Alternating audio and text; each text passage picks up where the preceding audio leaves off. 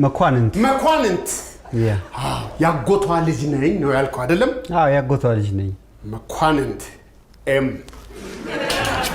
በጣም ላይ አትጓጉቻለሁ። I missed her so much በጣም ናፍቃኛለች። ባለቤቷ እንደሆንኩ አውቃለሁ አይደለም? ያ እሱን እኮ ቅድም ነገርከኝ። እንዴት ያለህ ደፋር ነህ በል እንዴ! ፊቴ ቁጭ ብሎ ሚስቴን ናፍቄያለሁ ይላል እንዴ? አይ ናፍቆትህን አስወጣልህ የለም?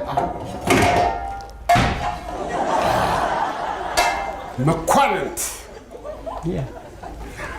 ምረጥ። ሁለቱም ጥሩ ዕቃዎች ናቸው፣ ግን ለምን?